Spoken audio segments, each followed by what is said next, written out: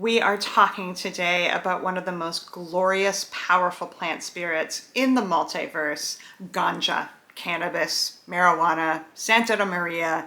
It's a plant with many names. My name is Kat Courtney. I'm the CEO of Plant Medicine People, madly in love with plant consciousness across the board. Although I will own that my relationship with Ganja is one of the most challenging that I've had in my life. Ganja, for me, the challenges of working with her are much longer than the benefits because she's always just kicked my butt. She sends me into a space that is typically so psychedelic, which I know is not normal for a lot of you, and so out of control that it's always been really challenging for me to work with her. She's also a medicine that is deeply somatic, especially the indica blends or strains, because that is the part of her that is so deeply connected to the earth, and therefore it ignites our relationship somatically with our bodies, which is incredible. That's why she's a healer. That's why she can take away our pain. That's why she can do so many things that benefit us on a physical level. But for those of us, myself included, that have a hard time feeling embodied, that's one of the reasons why working with Ganja can be so challenging. There was a time a handful of years ago, I was married to someone who had a addictive relationship with her, and I kind of thought of her as the mistress in our relationship.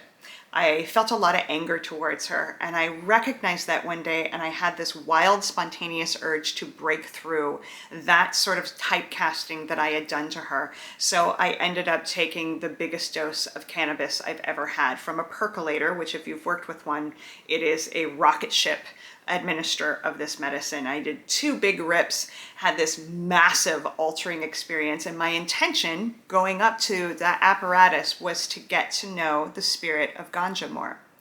And here's what she shared with me. She definitely honored my intention. She opened up this portal into what she called her closet. And she explained to me that she works primarily in the energy of the darkness, the shadow. This is, again, why she can take away our pain. This is why she is tricky to work with, because in that energy of shadow, she will reflect our shadow over and over again with unreal patience. Until we start to recognize that our shadow is showing. I'll give you a tangible example that she shared with me in this journey.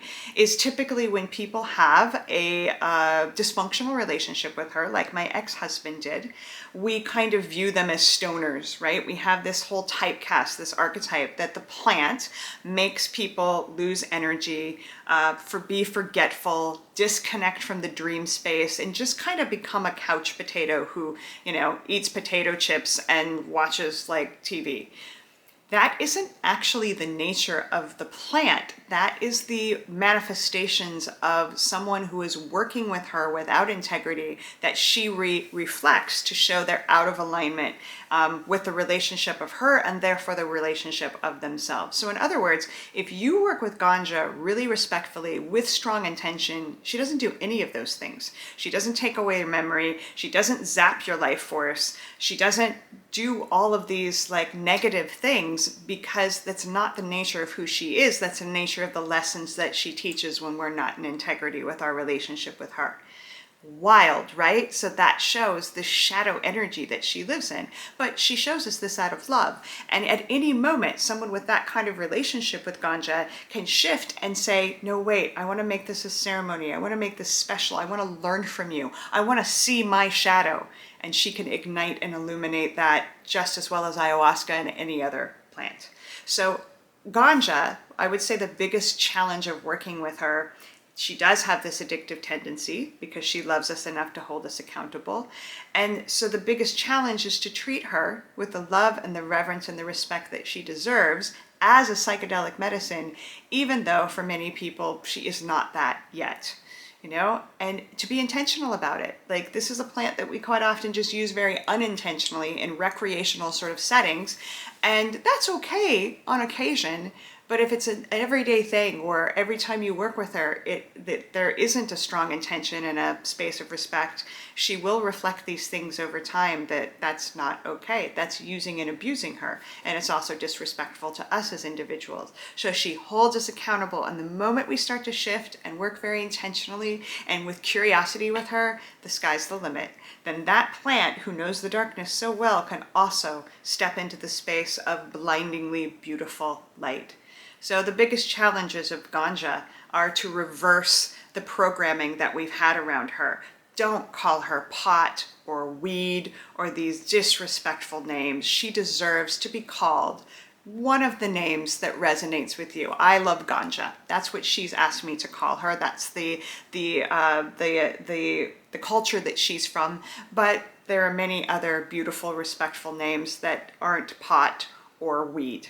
So reversing all of the programming that we've had around who she is the most essential part to creating a loving, connected, healing, and magical relationship. She deserves it. We deserve it.